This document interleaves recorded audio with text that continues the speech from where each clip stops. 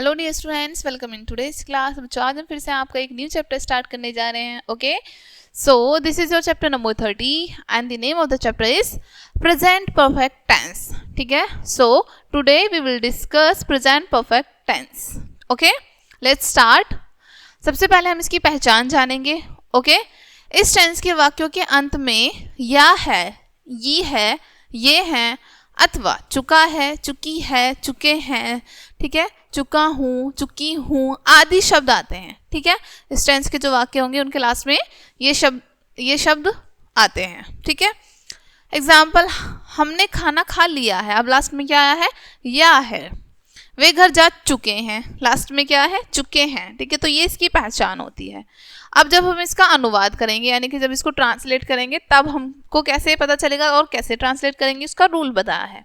Affirmative का सबसे पहले सब्जेक्ट प्लस हैज हैव, इसमें हेल्पिंग वर्ब कौन सी यूज होती है, हैज हैव, प्लस वर्ब की थर्ड फॉर्म यूज करते हैं इसमें हम। ठीक है, प्लस ऑब्जेक्ट, ये इसका हमारा स्ट्रक्चर होता है या फिर रूल होता है। ठीक है, अब नोट क्या दिया है, आई, वी, यू, दे और सभी बहुवचन के साथ हैव का प्रयोग होता है। ठीक है, आई के साथ, वी के साथ, यू के साथ, दे के साथ और जितने भी प्लूरल होते हैं उन सभी के साथ हम हैव का यूज करते हैं। ओके, ही, शी, इट और सभी एक वचन के साथ हैज का प्रयोग होता है। ठीक है, ही हो गया, शी हो गया, इट हो गया, इन सभी के साथ हम एक वचन का यूज करते हैं। एग्जाम्पल, हमने खाना खा लिया है। ठीक है, we have taken the food. ठीक है, हमने खाना खा लिया, we have taken the food.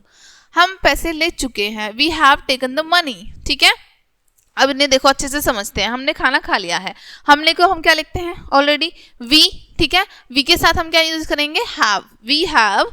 ठीक है, वर्ब की थर्ड फॉर्म यूज करनी है, खाने की क्या होती है, ठीक है, ईट या फिर टेक।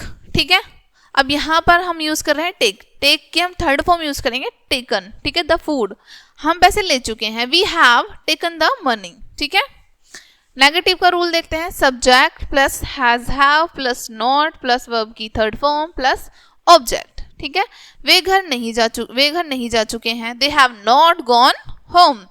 वे यहाँ नहीं आए हैं, they have not come here. ठीक है, इंटेरोगेटिव देखते हैं। अब इंटेरोगेटिव में क्या होगा, सबसे पहले हमारी हेल्पिंग वर्ब आ जाती है, has have plus subject plus third form verb की। ठीक है, उसके बाद ऑब्जेक्ट प्लस क्वेश्चन मार्क। ठीक है, प्रश्नवाचक शब्द शुरू में रखते हैं। यदि हमारा प्रश्नवाचक शब्द आ रहा है वाक्य में बीच में, तो उसकी इंग्लिश हम शुरू में लिखते हैं।